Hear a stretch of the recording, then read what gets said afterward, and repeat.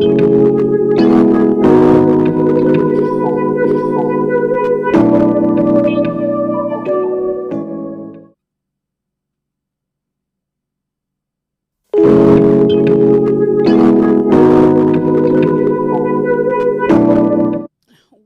to Bougie Black Therapist Podcast. I am your host, Montoyia McGowan, licensed clinical social worker in Memphis, Tennessee, serving entrepreneurs and the working well in the Mid-South area. I am the entrepreneur's therapist. And one of the reasons why I started this podcast was to give Black clinicians who have the credentials to become a private practice therapist, give you some of the tools that you need, mostly help you build the confidence and also help you learn to be authentic in creating the kind of entrepreneurial life that you would like to have. And we talk about all things mental wellness and all things entrepreneurship. Because of that, I have a guest who has been here before. We got a lot of chit-chat and chatter about Simone the Mastermind, how much they loved her, how helpful your information was. And I've had a couple of people say that even though I'm not a therapist, every time I watch this podcast or watch this show, I learn something. That's awesome. So that's our goal, to help people. We want to create more Black therapists, and we also want to help create more entrepreneurs. So, Simone the Mastermind. Hello, everyone. I am so glad to be back. Thank you for having me. Yes, I am Simone the Mastermind, your number one business development strategist. Check me out on Instagram. I'll make sure I post my info, you know what I'm saying? Simone_the Mastermind, IG, me, period.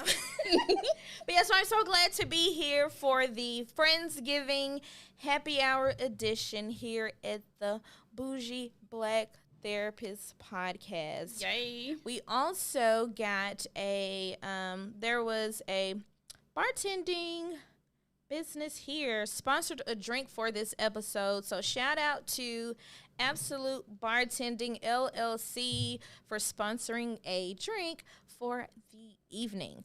This is a cherry limeade. Oh, I wanted to show this. Yeah, logo, boom, Cash App, Absolute Bartender if you want to support a small business today.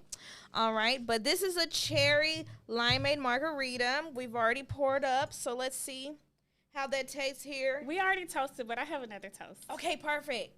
To introverts who come out and play. Oh, my God, I love it. Ding! That's us. Woohoo! I got a little kickback to it. I need some chips and salsa. I'm ready to I had a dance in my spirit. I had to stop. Don't do it. Ooh, it almost came. Okay, I'm sorry. Okay, I'm good. All right.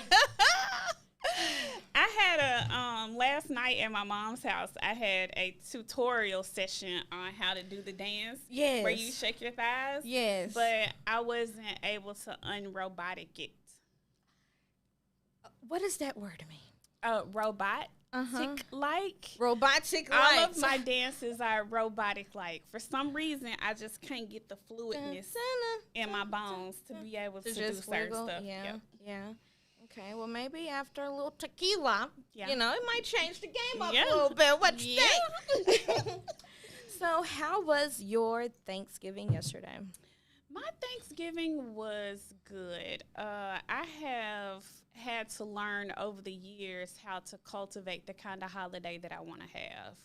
Because I used to think that it should be like all of the family is together. We should have these traditions set in place. But, you know, over time and also because of the pandemic, we've had to change how we do stuff. Mm-hmm. And so just choosing to, like, make plans but be okay with how things turn out. So yesterday we just had a small family gathering and had fun, just enjoying each other's company. And I have gotten promoted from the drink and ice girl. Okay. To the girl who brings sweet potatoes. Candy All right. yams. Promotion. That's a big deal. Give me some. Thank you. Okay. Well, pardon me if I put my shades back on, but I laid in bed all day. I got to lay in bed until 3 o'clock in the afternoon. And guess what? The ham was dry. The greens was spicy, but I was relaxing. That wasn't my issue. I didn't cook it. Oh. I chose to stay in bed until I got out. That and the fact that I had a hangover. But I got to relax. And I got to do absolutely nothing until I got hungry and made some hot wings and candy yams and green beans. And So it was like a Saturday for you. Yes. Okay. It literally, I almost told somebody happy Sunday this morning. Because yesterday was pretty Saturday-ish, you know? Yeah. Yeah. Mm-hmm. But this is literally like the first Thanksgiving I got to do like nothing, and it was like the best one ever. What are your tips for entrepreneurs during this season? 3 tips. 3 tips. 1, of course, Black Friday is always the day after Thanksgiving. So a lot of entrepreneurs like to push for, like, what can I put on sale or what can I Black Friday isn't necessarily always for you to discount your products and services. Like, don't feel obligated to do so. For example, some people use this time to launch a new website or bring out a new product or service. But don't get stuck on the fact of you have to discount for Black Friday and Cyber Monday. Another tip. I think I saw you say that, and I never even really thought about that. Yeah. Just because it's Black Friday doesn't mean that you have to be give discounts. At all. Because, I mean, if you can, I don't want to say if you can afford a discount, but if there's something that you can offer that will not increase your current workload, if you offered a discount and got more sales, do that, you know. But, like, if you have a book on sale or if you want to introduce something new, something that's not going to increase what you got to do that. But if not, no, you don't have to offer a discount for it to be a Black Friday special. Period. Got it. Another one, I would say, another tip during this time, offer something. Like, don't get into the whole, I'm not into Black Friday, Cyber Monday. There are people out there spending money. Everybody's not just buying TVs. Like, some people are using this time to master their craft or strengthen their knowledge in something. Like, you can still be of service just like the Walmart and the Targets.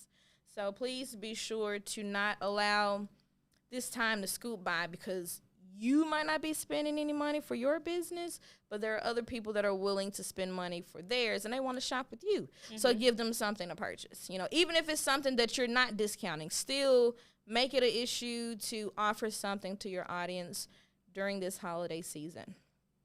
Yay. That's it. Okay. Well, I have a couple of suggestions for people who are having a hard time right now with the holidays. Because of the holiday blues, and a lot of people have seasonal depression on top of regular depression. And so some suggestions is make sure that you have lighting coming into your house. So even at nighttime when you go to bed, turn your blinds to where the light comes in just a little bit. So in the morning, the natural sunlight will help start to wake you up. And it helps you with your circadian rhythm or your sleep cycle. Try not to drink alcohol 60 to 90 minutes before bed, because it also affects your sleep cycle. Noted. Thank you for that. Let me write that in my phone. You're welcome. You can always come back and watch it later, just in case you forget. Also, make plans to have plans. So make plans where somebody is looking for you, or somebody is looking for you to log in, looking for you to check into something. So if there's a course, there's a webinar, there's some type of training or some type of fitness stuff where you have to pay to be invested, and also you have to show up. So it'll keep you from being too reclusive. and force you to get moving, force you to do some Now, stuff. that one is a really good one. I literally never thought about that because, like, it's already hard to stay busy. But if I spend some money to go somewhere, I'm going to show up. Right. You know, so that makes sense. Yeah. So, I'm taking a class for grief. And so every Friday for an hour and a half, we show up on Zoom. And so even if I don't get a chance to see other people throughout the week, I at least get a chance to see 6 to 8 people. We have conversation, and we talk about more than just a class. So finding ways to build a community for you, for yourself. I love that. Yeah. Oh, my God. These are things that I had to learn how to do. Yes. Because it gets dark early. It so does. It feels that like it's been midnight struggle. at 6 o'clock. Oh, my gosh. It feels like the day is over with. The day is gone. And once you get home and take your shoes and take your bra off, it's and like your over. Because, like, I take my wig off at 5:36, and I'm in bed by 6. So, I mean, Right. So one of the things that, I like to talk about is I wore my shirt today. I think it says Bougie Boundaries. Bougie Boundaries. And I'll post a link to my website for the t-shirt. Go cop that. Yeah, Bougie Boundaries and Bougie Energy. What are Bougie Boundaries? So Bougie Boundaries are, most people have 3 kinds of boundaries. Okay. One is called porous boundaries. Porous. The other one is rigid boundaries. Okay. And the one that we want to strive for is healthy boundaries. So porous boundaries are the nice people, the people pleasers. They say yes to everything. Yes. Let me drink to that because I'm in recovery. It's really good. I'm in recovery too. I be down the hall. Hello, my name is Montoyia, and I'm Hi, Montoyia. Codependent. So when you have porous boundaries, you say yes to everything, even though it pisses you off, it makes you bitter, and it makes you resentful. But you still say yes. And then you get mad because you said yes. Just snatch my wig off, why don't you? Gosh. Rigid boundaries are when you start to learn to have boundaries. You say no to everything. Period. Because you're afraid to say yes. Or now that you've learned how to say no, you're like, nope, nah. Oh, no, I'm not available for that. But bougie boundaries, which are the healthy boundaries, they are the boundaries where you process them through yourself. Okay. Do I have time? Do I want to? Is this my business? What am I going to have to say no to for myself if I say yes to them? Thursday nights are ratchet TV nights for me. I record everything and then I watch it on Thursday night. So if somebody wants me to do something on Thursday, I'm going to have to say no to my free time that I have scheduled in order for me to say yes to them. Am I okay with it? Am I getting something out of it? And do I want to? Heavy on the do I want to. Heavy. Yeah. So people struggle with saying no. Yeah, like I'm new, just got in recovery. Hello. And first it was like, oh my God, I can't say no. And then when I started using it, man, you sleep good at night. You have more free time. And you get to sit back and just watch people fret over the fact that you decided not to do something. Like, what the heck? It's the entitlement. Right. Oh, my goodness. Right. And, in some way, it's a compliment because that means that people know you will show up. People know they can depend on you. And they know that you're going to get ish done. Yeah. But I don't want to pay you, and it's on my time. And you better hurry because I need it tomorrow. Yes. Yeah. Without a please and no cherry on top. And taking out the credit, but yeah. You know what? Drinking to recovery. Codependency.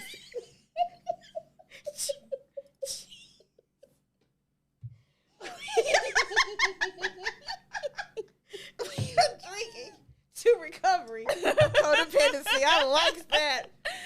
So codependency, most of the clients that I work with are entrepreneurs and people who are the working well.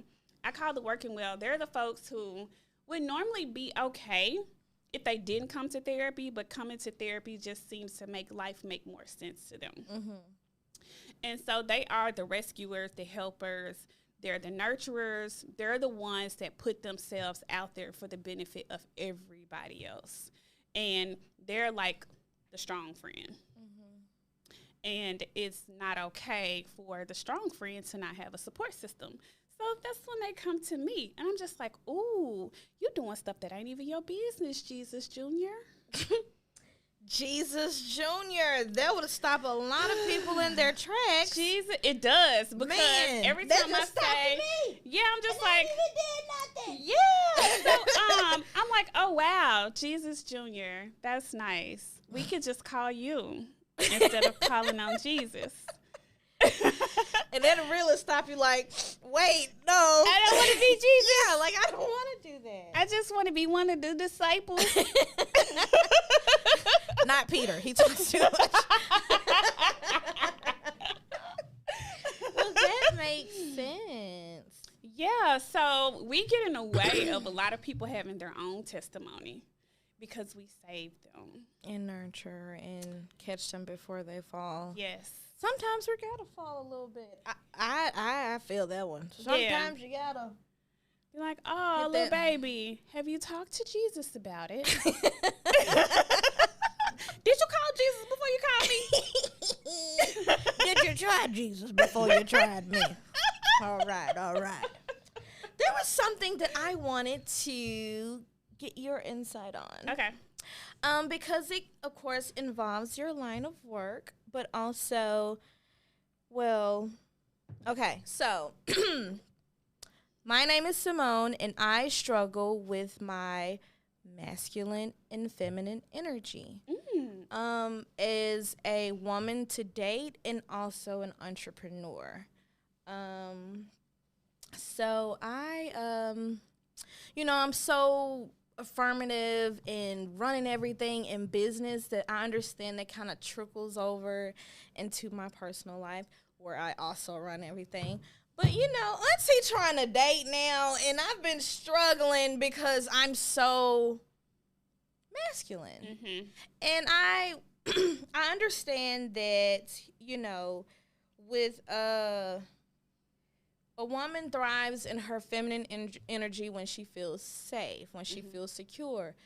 But God dang, am I really that rough out here? To where I feel like I really struggle, and I wanted to know, like, I guess the psychology behind that. Okay. The whole masculine, feminine energy with women.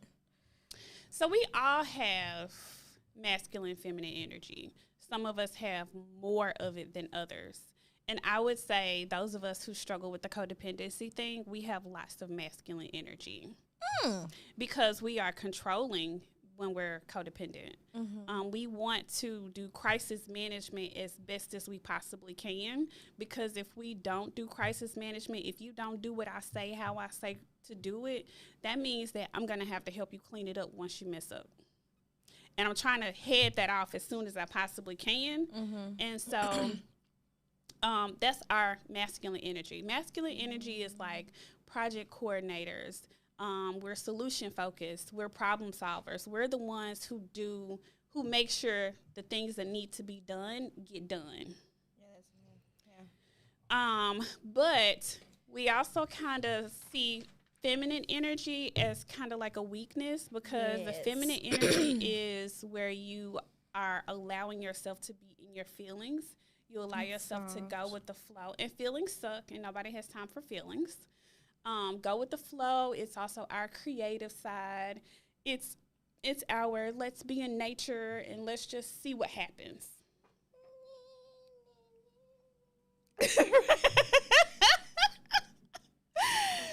So how comfortable are you with let's just see what happens?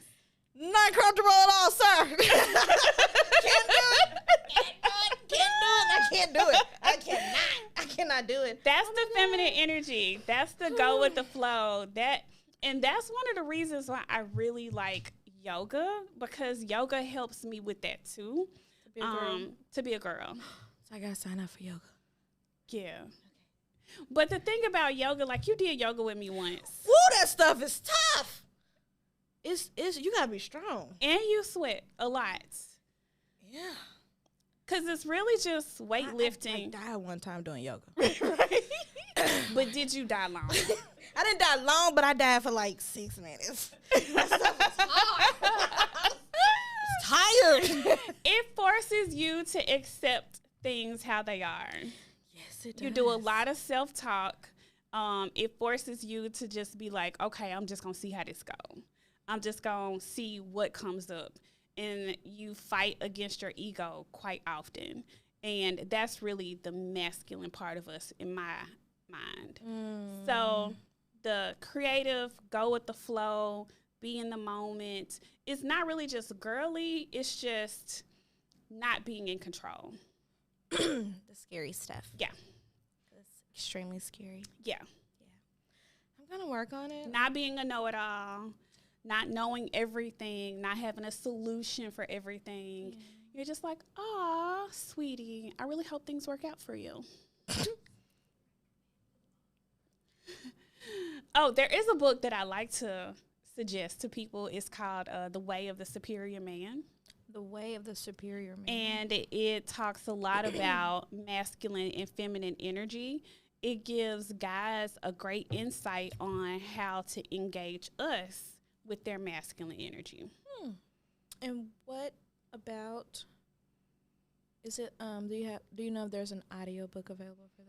Yes, I've listened to the audiobook. Oh, cool beans. I most definitely need to get that so I can work on being aware, balancing it out. Yeah, being intentional. And you do have feminine energy because you are creative. It's just that, do you have that kind of energy where you're just like, okay, I'm just going to put that out there and let it see. Let's just see how it goes. I'm not going to keep critiquing it. I'm not going to keep fixing it. I'm just going to trust the process. After the margarita, I had that energy. Yeah. But I'm going to work on having it before the margarita. Okay. All right. Yeah. Yeah. Did I answer your question? It did. It did. Give the book. Let it go. Sometimes you got to say no. That's what I get. Yeah. All right. Yeah. All right. Do you know how to say no? Is this about me? I actually just learned how to say no, and I've even learned how to say no in business. And I can honestly say, like, the money will come and go, but sometimes you just don't mesh. Right. Like, you don't mesh with a client or you don't mesh with a business owner. And there was a day where I was going to partner with someone on something. And we were talking about it. And I can honestly say I ignored the first red flag. The first red flag, I don't like when people say, if you take care of me, I'm going to refer everybody I know. You don't have to say that. But whatever, this was still somebody that I thought I admired, so I wanted to roll with it. But there was this one particular day, I needed some alone time, and that was it. It was my alone time, but my phone rang at like 5 o'clock in the morning. A.M.? Yes. So as a parent, you feel like something's wrong, somewhere, like kids, only for me to look on my phone and see it was that person. You're calling me well outside of business hours, and you call me well outside of business hours. And at that moment, I was like, you know what? No. Like, screw the admiration. Forget the fact that this is something I wanted to do or the project of who I wanted to do it with. I made a decision to say no, despite the money, despite the opportunity, all because somebody I felt like kind of violated my boundary. And Did they know they violated your boundary? It was outside of business hours. We weren't on a personal tip or anything. Yeah. So, yeah, I feel like they did. I didn't say, hey, you violated my boundary. But I did inform this person that I no longer wanted to do business. It's just like, girl, I know you didn't call me at 5 o'clock this morning. I said it before. I said it out loud in my spirit, and then I had to clean it up when I sent the email because, no, ma'am. See, I would not have initially saw that as a violation because I know that some people are early birds. But business, no matter what time somebody get up, if you receive some papers that say, hey, these are my hours, these are not, and you hit somebody up outside of those, a phone call, I can understand if it was an email. Email, I can get to that when I want. Even a text, but I ain't giving my number. But it's just the fact of you, like, called me. Like, you called my phone outside of business hours. That was like, no. I don't care if I wake up at 3. I don't want to talk to you at 3:30. You know, that's my time.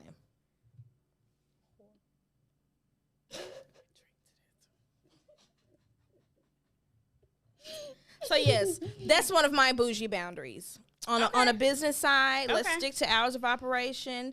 I'll do the same. I wouldn't even call someone or text someone after 8, 9 o'clock, even one of my clients, because I respect the fact that now you're with your family. It's outside of my business hours, you know, so I just want the same respect that I give you. Yeah. Yeah. Period. The only thing about that is when it comes to boundaries, sometimes people don't know that they're crossing a boundary because nobody else has told them that before. Oh, that's a valid point. Or nobody else has given them the opportunity to correct it. Or said anything to them, so they're just like, what did I do wrong? So what do you say in that situation? Like, how do you let somebody know that they crossed your bougie boundary? I say stuff like, so I don't talk on the phone while I'm getting ready in the mornings because I know I already struggle with time. So if I get if I get on the phone, it's gonna slow you down. It's gonna slow me down. That's how I feel about the phone. And so I just kind of let people know that I don't talk on the phone in the mornings until I get to the car. And that I just had to learn that that's what works for me. I don't care who it is. I'll call them when I get to the car. Hey, I was getting ready. What's up? Or hey, you know I don't talk on the phone before 8:30. So what you doing? And just kind of let them know, like, this is kind of how I do stuff. And then after they do it again, then that's when I'm like, okay, so this ain't gonna work. Yeah, I like that. Okay. But they didn't know. So I don't know if that was a red flag or if that was something that you probably could have compromised. But if you got if your intuition told you some other stuff, that's different. I do feel like it started with the whole treat me right, and I'll tell all my friends about you, like the favoritism. Like, I don't do that. Like, I'm not going to treat you right. I'm just going to process the credit card that you sent. Right, like, you don't have to do all that, you know. That way we can treat each other right because it's a conduit. And we didn't even get that far. Okay, sorry. Yeah. What are some other ways you say no? Or had to say no? I do not feel like that's support of my journey today. I got that from TikTok. Right. I heard that on TikTok. It was perfect. Yeah, it is. It was perfect. I have a couple of suggestions. A couple of them that I have had to say is like, so one of them is, man, I love to be able to really help you, but I'm focusing all of my energy on what I'm personally working on. But if I know somebody who needs this service, I definitely refer them to you. When you made a post before Facebook jail about how you went to, you went out for breakfast, brunch, and you were sitting there at the bar.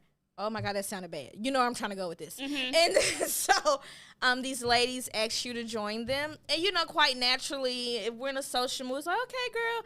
But for you in a situation like that to say, like, no, like, I'm enjoying my me time, like, how liberating was that? It was very, very liberating because at first I was thinking, okay, what do I say? Because I don't want to hang out with anybody other than me right now.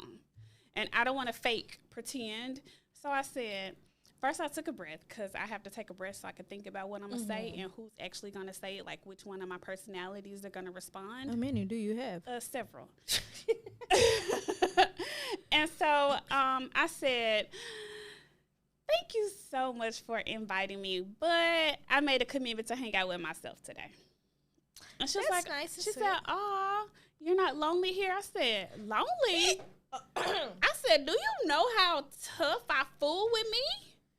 I hangs with me. And see, lonely. Yes. I said, do I look lonely? She was like, no. I said, right, because I'm not alone. I'm with me. Thank you. And she just kept coming over. I was like, I'm talking to myself. Self said, What does she want? And then there's such a stigma behind spending time alone in public. It might be the bar, but whatever. I go to the bar by myself. I take myself out to eat. Now, I haven't made it to the movie stage yet. I love going to the movies. I haven't made it to the movie stage yet. I'm working on it. Now, I do love going places by myself because guess what? If I change my mind, you can change your mind. You ain't got nobody to text. Like, you can literally be like, I don't want to go no more. And then you're going to be like, okay, and then won't go. But if you tell somebody, now you got to dread sending the text. The text to cancel the plans. It's like, or you're getting ready, like. Or we both be looking at our phones like, who gonna text her? She hasn't said anything. Oh, I be waiting for the text first. So when it happened, I be like, she hasn't said anything. There's no harm in it. Like, we get it. Like, we get it. It's okay. It ain't no subliminal friendship memes popping up on social media. Dealing with her no more because every time we supposed to go out, she canceled. Yes. Better luck next time. Introverts and entrepreneurs need low-maintenance friendships. Yes. Oh, my God. Yes. Low-maintenance friendships. Let's talk about it. Yes. Low-maintenance friendships. That means that we can talk whenever we talk, and whenever we talk, that's when we talk. And we pick up wherever we left off, no matter when we left off the last time. The end. If I say, girl, I'm going to call you back, are you waiting for me to call you back? Fudge, no. Finna go do my eyebrows. Like, we just say that it's a Southern thing to say, but you a fool if you believe it. Now, speaking of friendships, I had a friend who taught me a lesson with that. I would tell her, girl, I'm going to call you right back. And she's a literal. So she was waiting for me to call her right back. And I didn't know that we had broken up because she was fed up with me telling her, I'm going to call you right back. Oh, but wow. I'm just thinking that's how I get off the phone. Like, that's how 90% of us Southerners get off the phone. So I'm glad that she brought it to my attention, and I'm glad that she forgave me and gave me the opportunity to make changes, because now I say, well, all right then, I'll talk to you later. I don't know when later it's going to be, but I'm not going to call you right back. So when I also tell people I'm going to call you right back, and I call them right back, I'll be like, you didn't think I was going to call you right back? Yes. When I tell Chelsea I'm going to call her right back, she moves on with her life. With her life. When I call her right back. Gains a new pastime. She be like, hello? Why you calling me? Like, I said I was going to call you right back. I didn't know you was telling the truth. That's one of them good white lies that's going to slide by when we get to heaven. Right. So I'm going to call you back. I had to stop saying I'm going to call you right back unless I plan to call you right back. And so now I say, well, okay then, girl, bye. Because I don't want to create any expectations. Yes. And see, like for me, it would be answering the phone. 98% of the time, I'm not going to answer. I'm not going to answer the phone. But yet, some friends get it. They don't call. Or they only call when they're going straight to the point. The others, they call every day. And you sit there and you watch me. I pick up your call. I can't do it. My friendship requires minimum phone conversations. Yeah. But unlimited memes. Unlimited memes. Make me laugh, but via text. Is this textable? I have a confession. I struggle with answering the phone as a business owner. I don't think that's a struggle. You know what it is? Let me tell you what it is. Let me break it down for you. Tell me.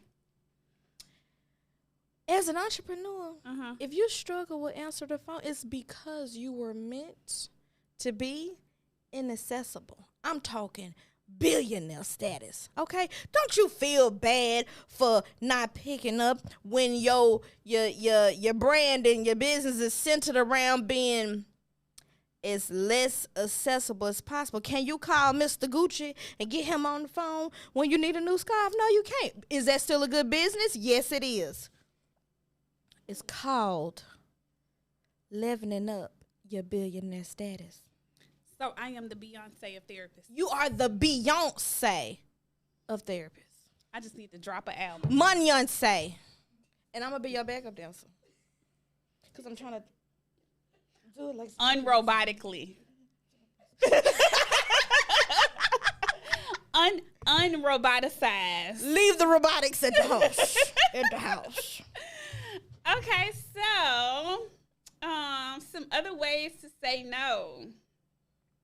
I'm afraid I'm not going to be able to participate. I like it. No, I liked it, but I was thinking about the receiving. If I got a text, like, you can't be mad. You can't be mad. No. You can't be mad. I like that. I want to put that in my phone. Yes. I want to put that in my phone. I'm using it. Or you could just say, ooh, no thanks. I won't be able to make it. I have something planned for that day. I want to try that. I got one of my friends, she's really good. She's really good at saying no. I admire her ability to say no. Mm-hmm. But this particular day, someone asked her about attending an event. It was like, hey, so-and-so, can you come to this event? And she was like, immediately, no, I'm not going to be able to make it. I'm busy that weekend. And the girl replied and was like, it's a Monday. It's so shit. She had to refer back to her list of no's to add another response, but it tickled me because that would be me. Like, oh, no, I'm going to be busy that Friday, but it'd be like a Tuesday. Be like, yeah, I'm going to be busy that day. Just got to leave it at day because you don't know what day it is if they give you a date. Yeah. Mm-hmm. But that's me. I'm working on that. I've gotten better, but, work in progress. Yeah. Work in progress. Yeah. Because if you say yes to them, what are you saying no to for yourself? And that's what matters. Like, I don't like putting on pants before 2. So if it's going to require pants before 2. It's like, yeah. Pants, no pants. Do you have anything available around 3? No, darn. Yeah. Not gonna be able to swing make that. Mm-hmm. Yeah. Let's see. Another one is, unfortunately, it's not a good time for me. Oh, I got a question for you. I have had people reach out to me to ask about session fees. How much do I charge? I lead with how much I charge. I lead with my fees before I even ask them anything else, because they've gotten the courage to call to ask for therapy, and so I don't want them to have to tell their whole story only to find out that I'm outside of their budget. Mm-hmm. So I lead with fees. And so I've had people ask me about fees. Just recently, I do licensed clinical social work supervision. And so I had somebody ask about supervision or internship, and I told them that all my slots were full. They never responded back. They didn't say, thank you, I appreciate it, or okay, or nothing. Mm-hmm. No response at all. The same thing happens when people ask me what my fees are. And so I'll say, hey, my session fee for individuals is $150 and for couples is $200. And then the conversation dies. Like, it's nothing. You don't say anything else. And that's kind of frustrating for me, but I do know that it's a part of the culture. So people are afraid to say, wow, that's outside of my budget. I practice saying that. Mm-hmm. I wanted these glitter cups that were customized glitter cups. I think they were $150 or $200. I said, ooh, that's more than I am willing to spend, but I love your cups. Good luck with everything. And that should be appreciated. Like, I will say it took me to become like a business owner to be able to reply.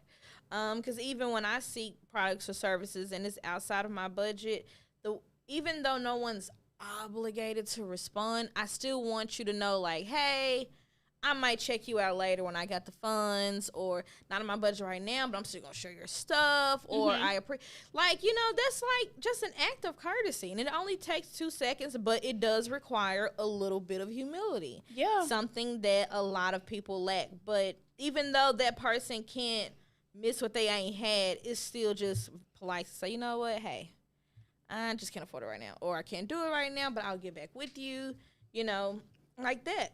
So sometimes saying no means, oh, wow, that's outside of my budget, or that's more than I like to pay. And so when somebody tells me that, I have a list of referrals for them.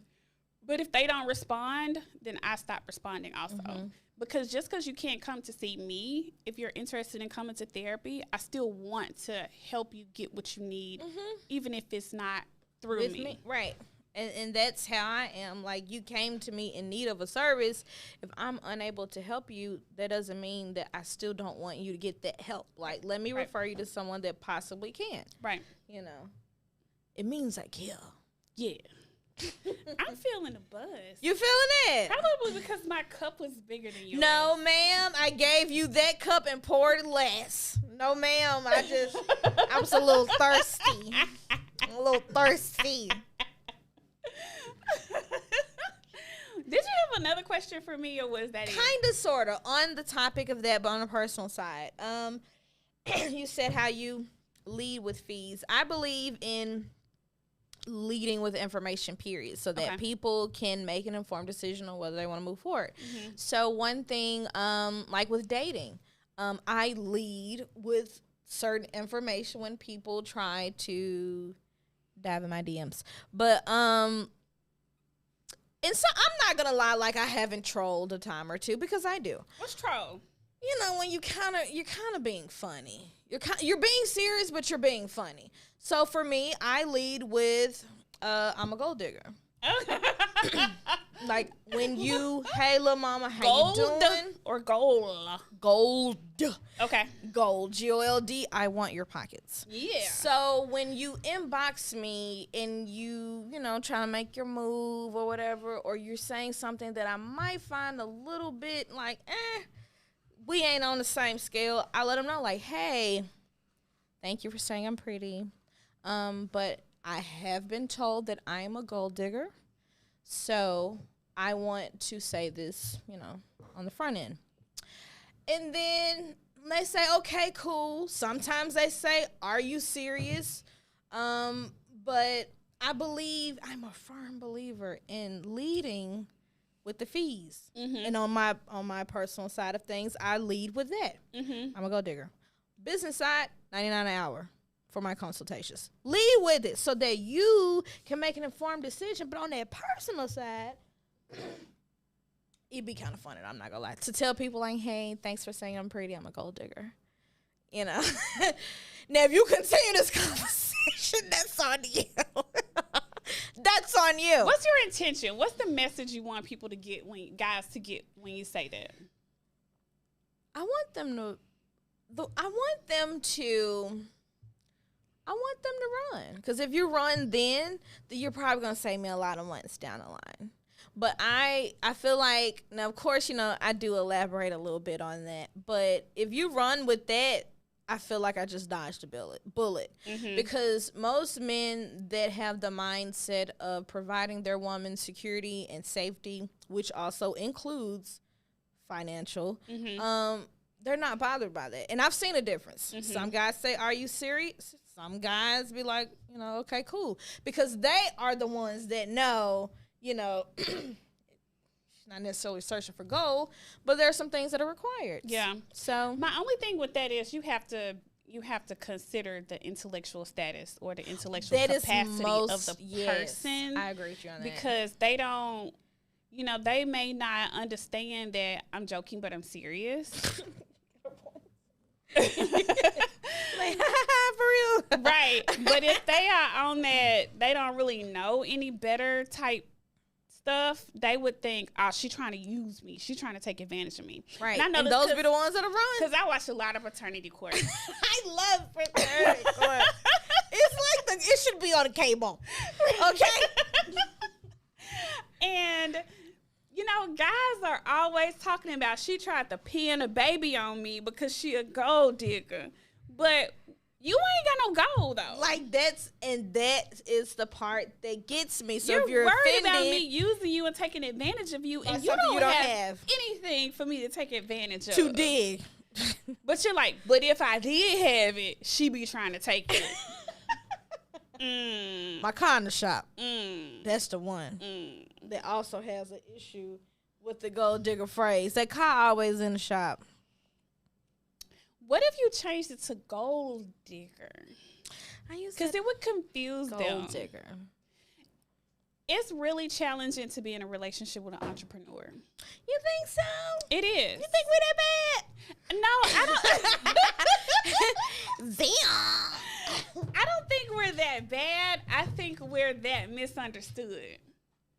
I can understand that. When I was married to an entrepreneur, I totally misunderstood him. And we talked about this recently. He said, oh, now you in my arena. Now you understand. Now you see. But the conclusion we came to was he didn't know how to explain it to me in ways that I could understand. But it was also because he was younger. He was just like, well, this what it is. But you got two households. Like, you have two women that you're trying to take care of, and you're not doing so good at it. But he had to metaphorically speaking. Right. he had to grow, and once I got out here, now I'm just like, ugh, yeah, that's what that was. About that. Yeah, so, hey, I got one more thing I need to apologize for. So do you think it's possible for entrepreneurs to have, like, successful relationships? Yes. Does it require a certain caliber of person? I think it requires a certain intellectual status and intellectual capacity.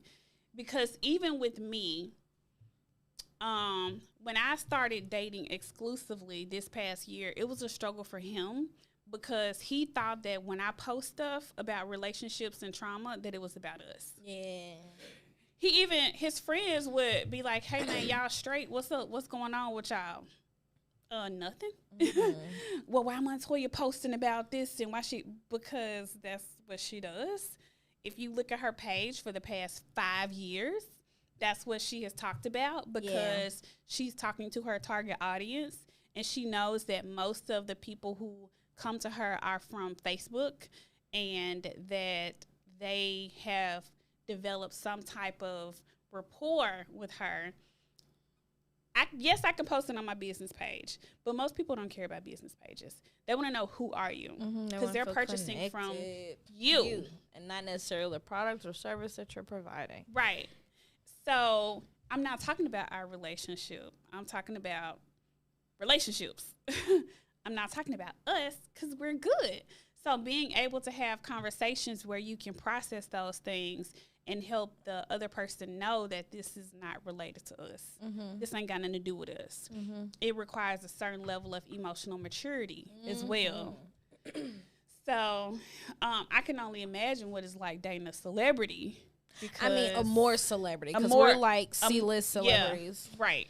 People see us out and like want to like get us drinks and right. stuff. Like, you're the girl from Bougie Black Therapist podcast. Yeah. Because you have like 85 subscribers, right? It should be up to like 90 by now. Are we getting close to this headstand? I said if I get 100 subscribers, I almost said prescribers. Yeah, I heard it. 12 more. I need you guys to call y'all like favorite cousins, share the link. We need 12 more subscribers. I'm going to do a headstand. Who wouldn't want to see her do a headstand? 100. We just need 12 more. Share the link. Yeah. Share right now on Facebook. Right now. Go share. I need some balloons too that says 100, but not the K. Yeah, just 100. Just the one. Well, we can do that. We can do that. Call the secretary. We can do that. Right. Yeah. So what are some issues that you come up with entrepreneurs and their relationships? Because it is a part of the business. Okay. Although I do tend to cater to the female audience of entrepreneurs. However, I still have a few guys here and there that have, been with me along the way, so they still will utilize my services.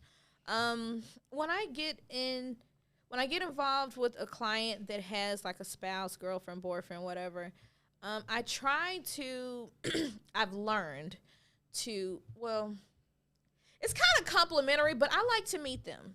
And that's, you like to meet the significant other? Yes, because in the past, there's been situations where I've been working solely with my client, but their significant other may have an influence on their decision making, or they may hear oh, it's a girl that you're working with. Oh no, like this. Or even for the guys, I had one guy, we couldn't really we really couldn't build that client business relationship because he was not he didn't want to meet with me unless his girlfriend was there. But if she's always busy and unavailable, how am I going to meet with you to give you the results you need? So that stuff doesn't work.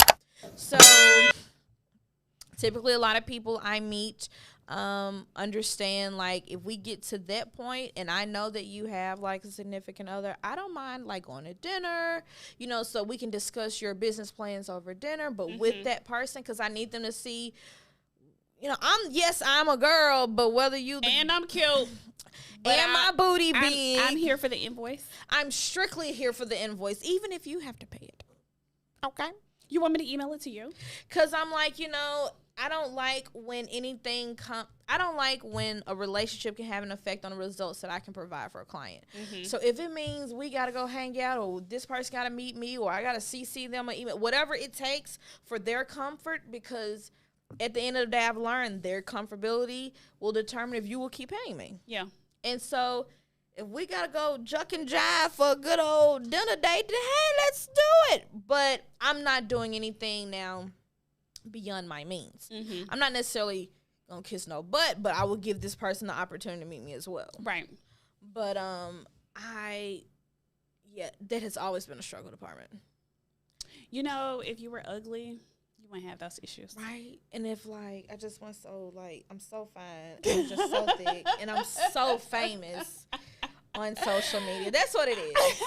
I have had that issue too. And it sucks. And I know that when I have a new couple that's coming to see me, I have to dress down.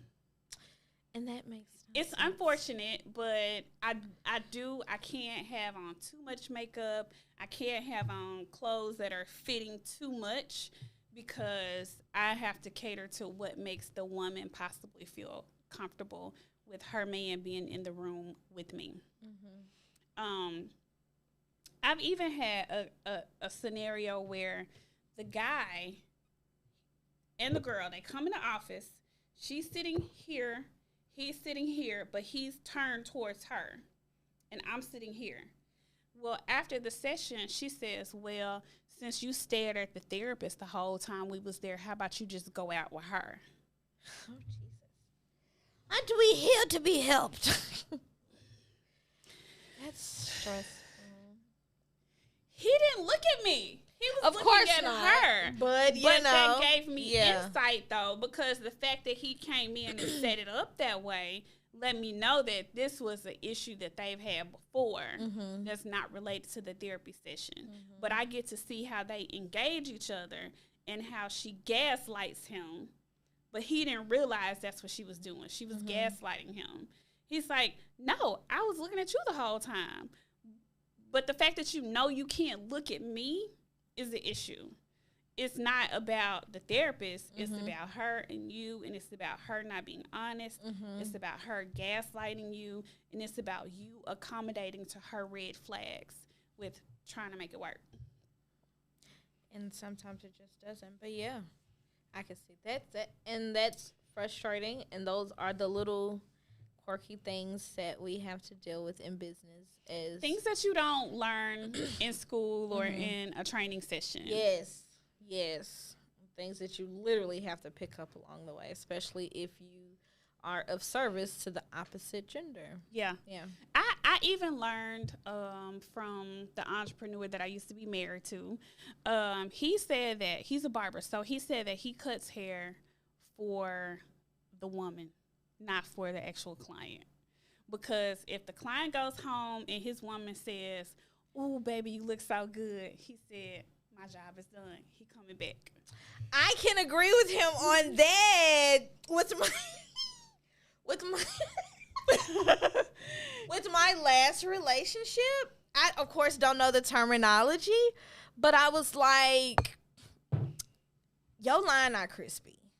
And if it wasn't crispy, he would not go back to that person. He would go to another barber, and I'd be like, yeah, that's not crispy. Yeah. Go back to him. Go back to him. Keep going back to him. And that is another situation where you're catering to the significant other. Because, baby, look, haircut got to be crispy. Yeah. Period, poo.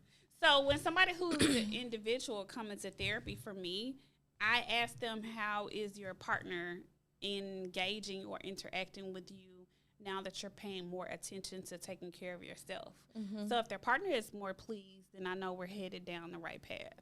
I even have one person that says, "Ooh, their significant other says, it's been a while since you've been to therapy. Let me give you some money so you can go see Montoyia." Period, poo. I like that. And I'm like, okay. Cater to my mental wellness, baby.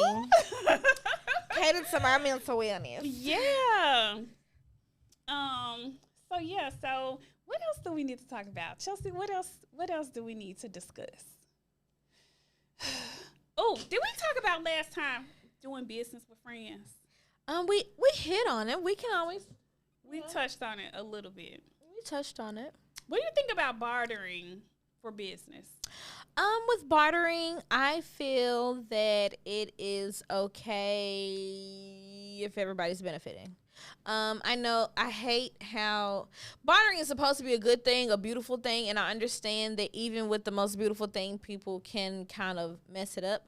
But now it's to the point where if both parties don't benefit, then I'm not for it. Mm-hmm. Like, I don't think, like, no. Just because. I mean, that's not bartering. Yeah, but a lot of people would try the whole, like, if you make this flyer for me, I'll shout you out on Instagram. No, I don't need exposure. Right. Like, and they feel like that is a perfect barter type deal. And I'm like, your clients aren't even my clientele. Right. Like, everybody's not benefiting. Screw the shout out. You know, what's a shout out? But people will look at that like, oh, that person didn't want to barter with me. No, that person just didn't want to get played. So I do feel that it's possible to have a bartering situation to where everybody gains value. Mm-hmm. So I occasionally will barter, but I do lead with, what do you need? And in relation to that person's needs, what can I gain from them? Mm-hmm. And so that I can get some from them, they can get some from me. But you being selfish. You being selfish by acting like, what can you gain from helping me? What you mean? I'm just speaking metaphorically. Oh, okay. I gotta say what you mean. and that's why there aren't many successful bartering situations. Mm-hmm. Because it also requires something you said earlier. It also requires a certain level of what? Intellectual capability. Capability. Mm-hmm. Yeah. Because if we don't even have the same mindset, you're not even going to propose the same opportunity that I would for you. Yeah. And I've also had people say, you should want to help people anyway, especially as a therapist. You did hit on that, and I was still nervous and like shy, but I want to talk about that now. Okay. I really wish I was in that group. Simply put, you're not going to guilt trip me to discount or give away services when I have a family to provide for, just like I still want to help as well. But people get confused with the whole, just because we have a passion or an expertise in something that we don't want to make a living for. You can't guilt trip me to give away anything for free when I still have to provide for my own. Mm-hmm. That doesn't work. One of the best places to see that play out is pastors. Because he's the pastor of the church, he should be doing it for free. And he shouldn't have a great quality of life because he's working for the Lord. So the Lord should be able to provide for him and not the church. And and that's one thing that gets me often. Lord knows I go to Bedside Baptist, But I still believe in the fact of, why have people associated, like, Christianity with poverty? Like, why is it that the pastor has to struggle because maybe you're struggling? Like, they're serving a job. They're doing a job. Yeah. They're doing a service. They're It's providing a lot of you work. a service. And I don't want to say you're paying for it, but it's just a simple fact of, just because you have a calling to do something doesn't mean you're supposed to do it for free. Right. We got that calling from God. Right. I don't think God wanted us to struggle with it. Or suffer to be able to serve you. Suffer. I'm not going to suffer to be able to serve you. The last time I did that, you had to eat your Bible. I ain't have one yet. Right. But how many calories is the Bible? Let's see if I can. Like, and that like kind of breaks my heart, because, like, especially like with therapy, going to church, or even any like service-based businesses, just because just because you still have a scarcity mindset, don't mean that I'm supposed to starve myself to be of service to you. Period. When I learned the difference between scarcity and poverty, it was as if the sun came out. Mm-hmm. Right. I need to drink to this twirl. Twirl. And then it became very, very challenging to be around people who have a scarcity mindset. Mm-hmm. It became very challenging to be friends with people who have a scarcity mindset. When I left the hospital that I was working for, I was so drained from the scarcity mindset of the people that worked there that it was emotionally exhausting. And it was sad to watch. So when I left and people said, oh, she left a good government job. The good government. G-U-B-M-I-N-T. But I have made more money. Period. And had more time. Less stress. No panic attacks. More martinis. Sleep all night long. Edge is still late. And I don't get attacked to go into work. Yes. It is not the dread of, here we go again. Right. And what I'm going to have to deal with today. And recently, I heard that one of the people who was my supervisor said, oh, Montoyia is not going to survive. She'll be back begging for a job. Can I cuss? Look at us now. Is she back begging for a job? I bet not. When somebody says application, I feel a little vomit in my throat. Like a little bit. Application like right for what? Like to apply my makeup or to fill out an application? Because if I got to fill out an application, gross. And those are people that deflect their insecurities on you because they saw the potential. Tap your neighbor and say potential. They saw the potential that you possibly didn't even see at the time you decided to take that leap. Correct. Absolutely. Yeah. And they've always seen my potential. They saw it more than I did. And that's normally how it goes. And every people will see it opportunity before you they do. got, they tried to put my lights out. And I'm just like, well, what did I do wrong? Nothing other than show up. Period, Pooh. And be your authentic self. Yeah. And be complimented for it from the universe. Financially, mentally, spiritually, and emotionally. All that. We do not have to be poor to be givers. Period. It goes back to the codependency stuff. Codependent people set themselves on fire to keep others warm. Oh, yeah. And they continue to burn to a crisp.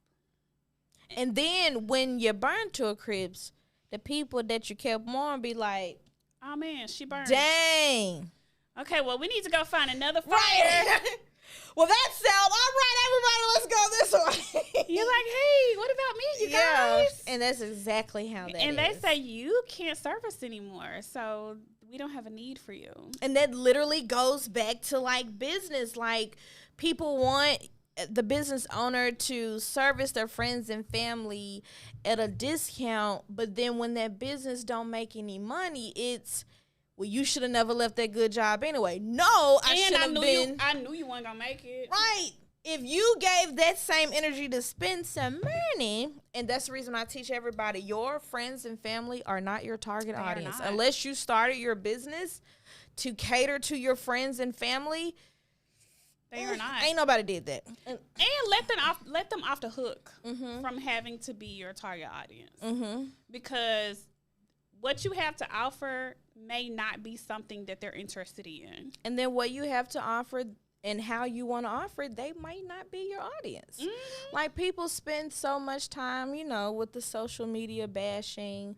And I get it. In the beginning of business, I felt the attack too. But that mindset shift of, hey, they're kind of not my target audience anyway, so I kind of don't care. Even if it's somebody, you know, a friend or a family supporting a business that's similar to yours. We still have different target audience. They may have a different process, a different workflow, a different whatever. Or some kind of loyalty to somebody else. So I can't like, do business with you because this is my friend and I'm loyal to her. And that is, baby, it's perfectly fine. Yeah, I don't want you to be over here anyway. Because I don't want you to mess up your loyalty. Because I can't give you that kind of support. You might want to go over there. You might want to go over there. And their prices are way more affordable than mine are. So I want you to do what you can afford to do. Ooh, and that's the one. Affordable and reasonable. Not me. I'm not affordable and I'm not reasonable. If somebody tag and say, tag an affordable or reasonable business that do XYZ, don't tag me. With 5 stars. In top tier service. But I only got $20. No, please don't available tag on me. Saturdays and Sundays and after hours. And I need their baby's phone number just in case they don't answer the phone when I call. I inboxed her on Messenger 2 days ago and she hadn't responded yet. Yeah, keep those. Affordable, reasonable, please don't tag me. No. What does that mean? We don't even know what that means. Oh, yeah, we do know what that means. That means that we need a discount price. Affordable and reasonable. And I'm actually an advocate for that. But know your audience. Know your target audience. Right. I am not her audience for a $200 glitter tumbler. I'm not a part of your target audience. I don't have $200 of disposable income to pay towards a water bottle. And at the end of the day, that's like, okay, but you know. And I just wish other people, like the whole affordable, reasonable, no. You can't even find the word affordable on my website. I had somebody who broke up with me because I wouldn't cut her a deal on therapy sessions. So you want to let her cry at a discount? No. I'm trying not to laugh, y'all. That's why I look down. Because it be the audacity. Like, how you mad at me because I don't want to... How you mad at me because I don't want to cut back on my prices for you? Like, who are you? But you be bragging. You be bragging. And she still get a full price charge, period. I don't care. Now, if my granny wanted to start a business, I'd do that for free. But my mama, cousin, auntie, I don't care. If you came to me, it's because you know I'm the shiznit and you finna pay for it or you can go on about your day. Because the moment I give you a discount, now I'm working for you instead of me being of service to you. Those are two different things. Can't do it. And one of the reasons why I don't accept insurance is because it attracts a certain caliber of person. The people who pay are way more invested in their healing and they're way more invested in the outcome of our sessions. So not only is it holding them accountable, but it's also holding me accountable as a person that shows up for them. So we're both invested in this time. And neither of us are doing each other a favor by being here.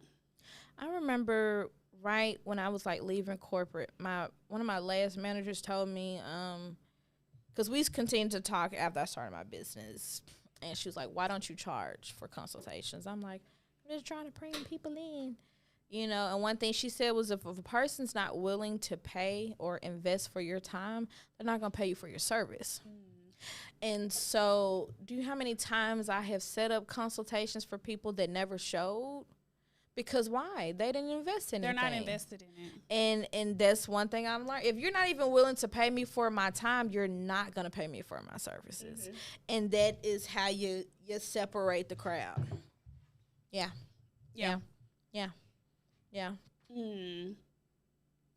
So you said there was a story behind you bringing your sunglasses. It was. And I was so glad that I was able to pull them off. But I just want to tell y'all about the Holy Trinity and not the one that you learn in church.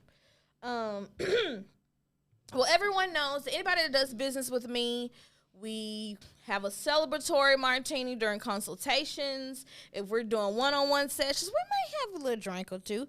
So this particular day, the day before Thanksgiving, I was trying to handle one more client before the holiday, and we made drinks. And I made a Henny drink. I don't drink Henny. Like, I haven't had Henny in maybe 10 years when I lost my rental car key. Whatever. So, had a little drink. I'm like, this is not bad. Okay. It's not bad. Okay. Left my clients. Went to do, like, a little Friendsgiving with my friends. And I had my Tito's, unpaid spokesperson for Tito's. Had my Tito's. Tito's makes me itch. But okay, keep going. Tito makes me just love my life. Like, if I say I love my life, take me home. But, had my little like lemon she's drop. over her limit. Yeah, like, she's loving everybody. Time to go. And it was not, a few, 1 or 2, boop, boop, But then on my way home, I'm like, let's leave Moon Dancing, go to the coastal. You haven't seen them in a while. And they were like, and I even told them everything I had. I was like, I want a margarita. They was like, okay. I said, but do the Casamigos. All the young people like that. All the young people like the Casamigo. You're not one of the young people anymore? No, I'm considered auntie, baby. Oh. I'm considered auntie. Didn't know. And so I guzzled that margarita down, and then I went home. And when I woke up, one of my eyelashes was gone. And I had a plate of onion rings with barbecue sauce, which means I had plans to eat. And I've been just gaining clues for the last 24 hours on everything that happened. So when I got up Thursday for Thanksgiving, it's like a reverse drunk scavenger hunt.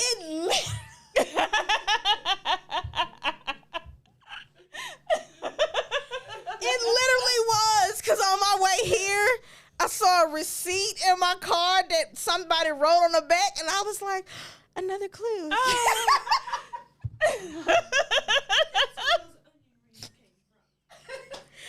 Now I understand why I had barbecue sauce on my plate. So I had my glasses on because it was still too bright up in this good old studio for me.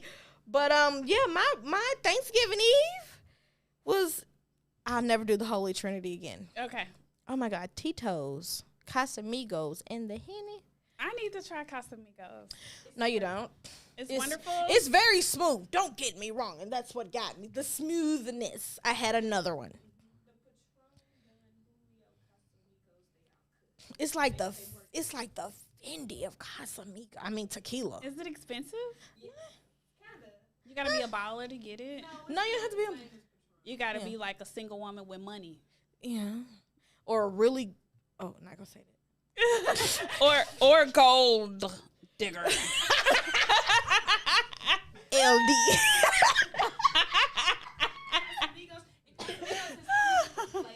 Oh, it has to wow. Be, how do you know so much for me. about them? How do you know so much about them, Chelsea, who is 22. 22. So yeah. you've only been legally drinking more. for a year. How do you know? Casamigos haven't been out that long.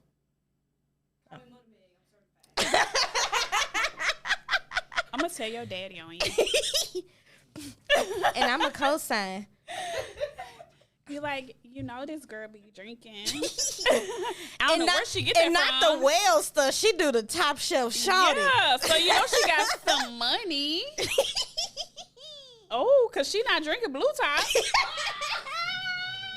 But do you even know what Blue Top is? She has no idea what Blue Top is. It's down there. Oh my God. Yeah. You got an Everclear store, Blue Top stories. Plenty of Blue Top store. Ooh, Blue Top took us through where there. a gallon costs $7.99.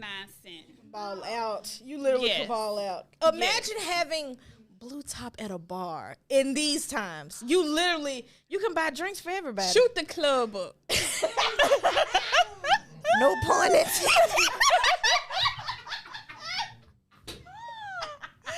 You know what? That's what we should give people gifts. Blue Top for Christmas. Blue Top for everybody. A bow. I'm gonna put a bow on it. Ooh, Mad Dog took me through there back in my young day. I can't believe I'm considered auntie now. Watch it. Like, I'm really auntie. But you're the cool auntie. Am I The one that Not everybody really tells cool, secrets cool, to. Mom. The bougie auntie that drives their You want $20. luxury vehicle. Here. You gotta do the little hand. You gotta slide it. Yeah. That don't tell your mama I gave it to you, because you know your mama take it. Chelsea, go to the store and get some bread. You got some money. But no, we I gotta saw stay Simone with the gave you time. $20. What's your cash app? I know you young people use the cash app.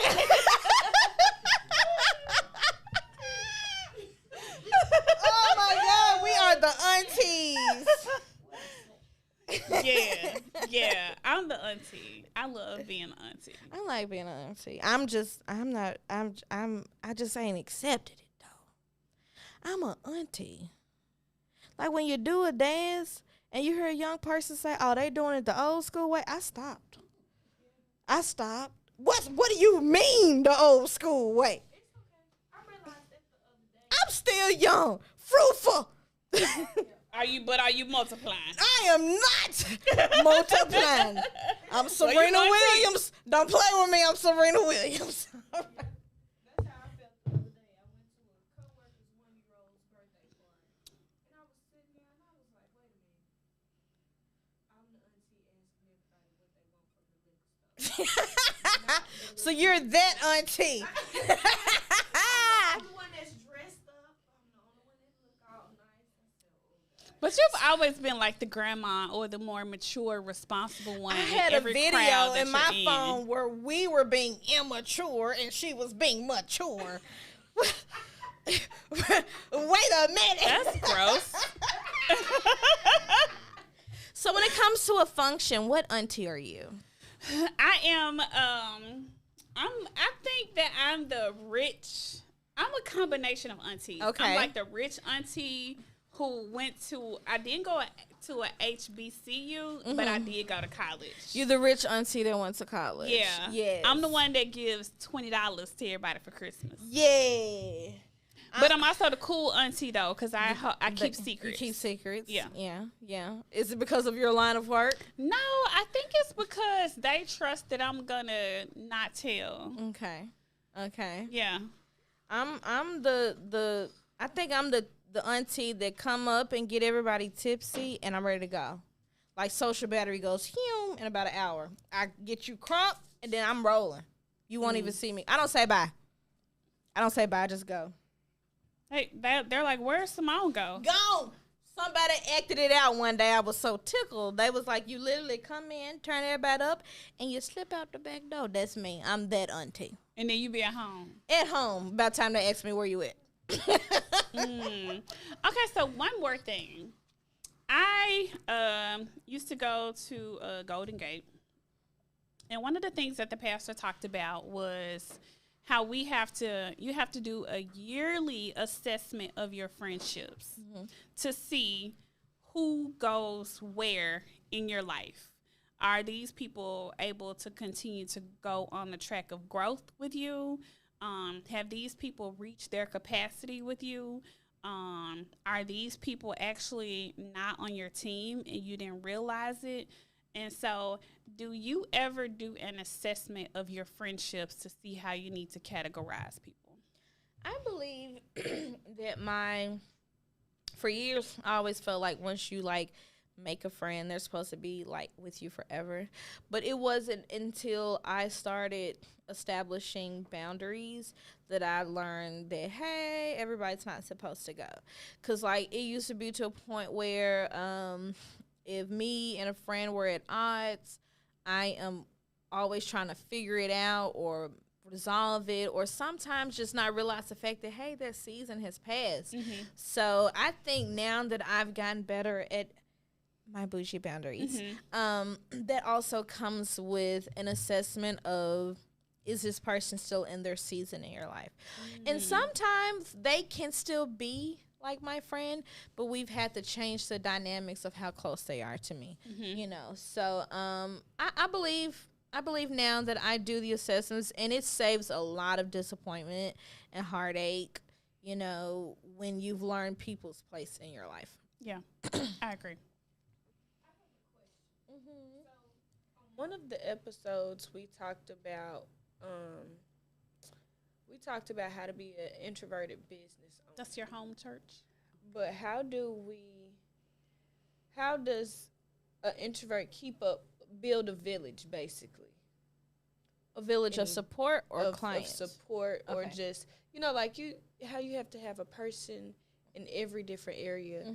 How do you build a village? But because it's kind of hard for me to kind of meet new people and then stay on track with those relationships without falling off, because I don't like the fact of holding myself accountable with having to interact all the time. I'm really big on, and I learned this in church, but I'm really big on church. Yes, I did, and I like it. Cut! Okay, no. I'm really big on meeting people where they are. Like, meet me where I am when you come into my life, and I will meet you where you are. And when you meet me where I am, you will see that I mean well, but I'm low maintenance. I'll be there for you, but I might not always answer the phone. Like, it's not necessarily about people coming into your life as a friend and trying to, I guess, like, change who you are. But if you are able, and not in a complacent kind of way, but if you're able to meet me where I am and understand that some things are just okay, and we're still able to build a friendship around that, that's cool. But I know that if I make a friend or an acquaintance that requires more than I can give, I'm not going to feel bad. I just know that they're not a part of my village. But even as an introvert, which I am, I've learned that being an introvert is not a bad thing, and it's okay. And I just have to add people to my village that understand that. Like, I'm not going to explain to you why I don't feel like talking on the phone, or I'm not going to explain to you why I probably hadn't checked on you in 3 days. And I require other friends that understand the same thing. And that's how I build my village, personal and professional. So let's talk about, I don't know if we talked about this before, but the difference between an introvert and an extrovert. Because people confuse being an introvert with being socially awkward or having social anxiety. And if you think of your energy or your spirit as a rechargeable battery, introverts, their battery is recharged by being alone, by not having to give to other people and not having to babysit somebody else's feelings.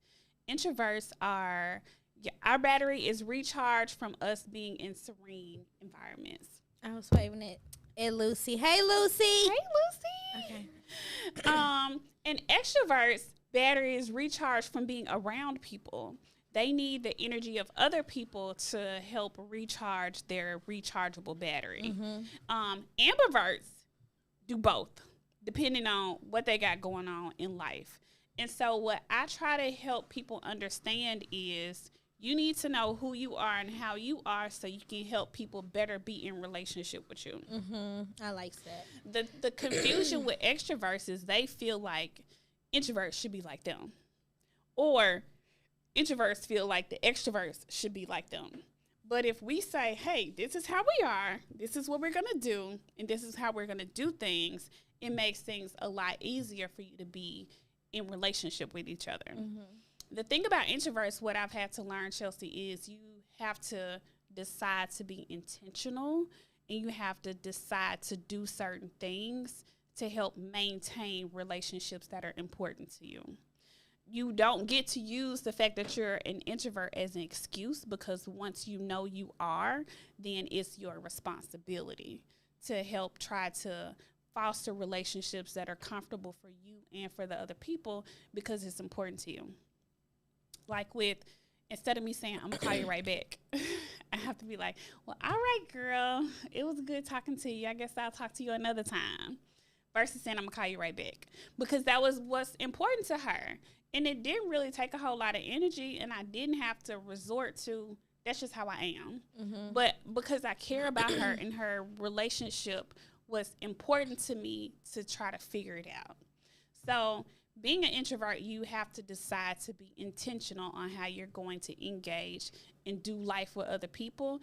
And if they're just too much, if they're high maintenance for you, you just be like, girl, this is a lot for me. Yeah, this ain't working for me. Mm-hmm. And release people to the universe.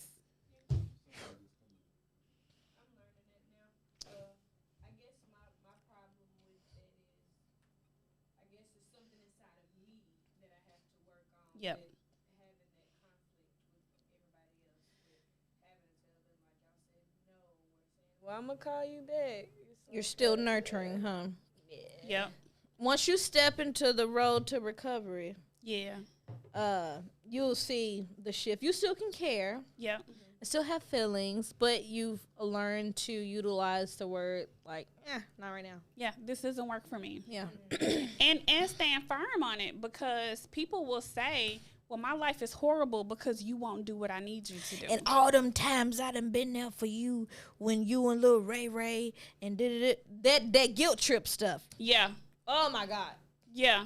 I ain't treat you like that. I was there for you. Well, whoopsie for you. Yeah. Yeah. Yeah. You did that because that was what you wanted to do, not Allegedly. because what I asked you to. Yeah. And always and never are actually not real words, because they like don't really happen. I try not to use them because they're not real. Yeah. There's no such thing as always and never. I mean, in some cases it is. So Tasia, she said, I'm 100% extrovert until my feelings get hurt. Then I'm out. Yeah, so one thing that I try to talk to people about is having emotional agility. When our feelings get hurt, it's usually because we expect us from other people. Woo! And when we don't get us Speak first, lady. from other people, then our feelings are definitely hurt, because our intentions are good, and in some way they crushed us. Now, if it was a red flag person or somebody that crossed the boundary, I definitely understand. Mm-hmm. But communication is hard. It is. Communicating your feelings and your emotions and communicating your boundaries is hard, because we don't like how people respond to them, or if they respond. That is true. So, yeah, getting to know yourself is hard. It is. Still learning. One thing I've learned about getting to know yourself, though, is people who lie to themselves, I decrease my expectations of them. That's a new one for me. Because if you will lie to you, you most definitely you don't don't tell a tale to nobody. me. To me. I see you lying to you.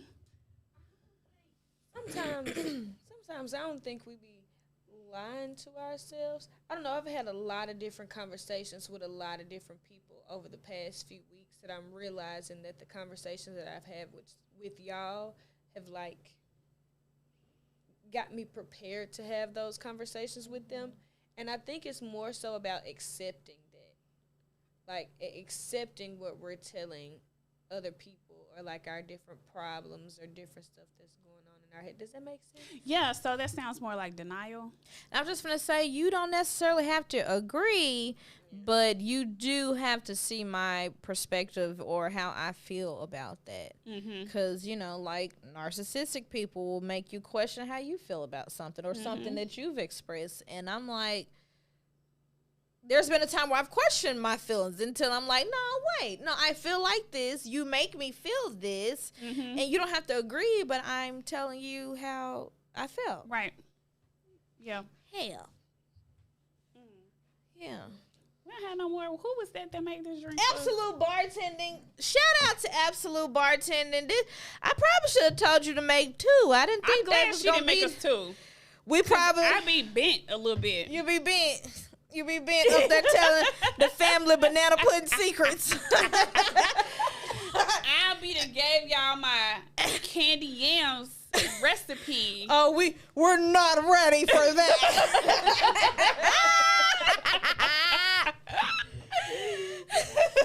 She said yesterday, these taste like somebody grandma made them, huh? I said, hold on now.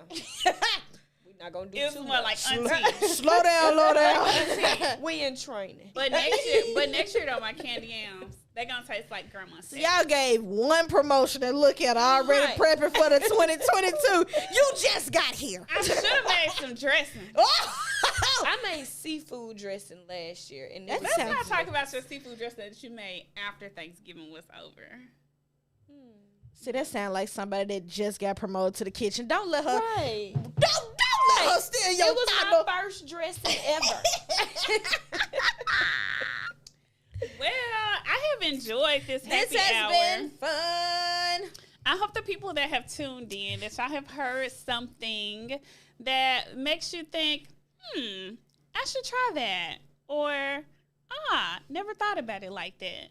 And if one person did, then we have definitely done our job today. Yeah. In business and in mental wellness. All of that. And thank you guys so much for tuning in. Still, please be sure to share the link, because remember, we have to hit 100 subscribers. Before I do a headstand? Yes, we are here for the headstand. 11 more. I had a trainer. He'd be like 1, 2, 3, 4, 5, 6, 7, and then when he got to 11, he said 11. Yep, that's real Mississippi it. like. So we need 11 more. We need a little more subscribers. So go and share it on Facebook and tell them, just click the subscribe. 2 seconds. I want to see this headstand. She gonna do a headstand, and I'm gonna do my Jocelyn Cabaret dance. Be like every day. Baby. Do it like Shelby Day. Baby. I do a TikTok dance just for y'all. Hey, a little more. We need a little. That's not anything outside of the norm, though. You have to do like a centipede. Do the centipede. Do you know how to do the centipede? I bet Cassius know how to do the centipede. I can still do the centipede. Can you, auntie? Yes. It's a little slower. Ain't got that much of a wave, but cause my sciatica could be acting up, but I'm gonna have to block the VA. Just in case they have any representatives that are like, she doing the centipede. She ain't got PTSD. that's why her sciatic was sciatic out there doing a centipede. So I'm gonna do a headstand, Yeah. and Chelsea's gonna do the centipede. And I'm gonna do it like it's my B-day in the do bed. it like it's your B-day. It's just gonna be so much going on. 100 prescribers. Limo 100 prescribers. And we is being specific about that number, Yes. okay? We need limo prescribers Specifically. Yes. All right. Where can we find you? You can find me at Instagram, Simone. Is that your telephone voice? Yeah, did you like it? Yeah. Wow. Amazing. Code Switch 101. Okay, but I am at Instagram, Simone _ the Mastermind. You can find me on my website. You know, I'm like there all the time. At SimoneMastermind.com. And if you are ready and willing to accept my authentic self, you can find me on Facebook. Santana Hendricks, I'm letting you know right now. That's a playground. We drink martinis. Do not bring your Bibles. Do not bring your Bibles. Leave them in the car where you got it in the back of the window in your car and leave it there. Or on the dashboard. On the that's where it be. On the dashboard. I'm ready to put mine in the back seat of my car. Okay, but With 2 stuffed animals. Or a scarf. you might find a wig in mine, baby. I'm gonna let you know right now. You might find a pair of shoes and a wig in mine. But yeah, Santana Hendricks on Facebook. We crack jokes. But I give you business tips, and we speak life and truth. Yes. But again, you have to be willing to accept your authentic self, to accept mine. Amen. All right. Amen. All right. Yes. All right. This has been fun. Yay. Don't forget to click the subscribe button. Bougie Black Therapist Podcast. I am your host, Montoyia McGowan. You can find me on allthingstoppingthechase.com, Facebook, Instagram. I don't do Twitter yet. It's like so many platforms. It's Yeah, just so much. yeah. So much. Or you can just find me here. Feel free to inbox me or email me if you have questions, suggestions, or if there's something that we can help you out with. Yes. We'll see you next time on our next episode. Bye. See ya. Bye.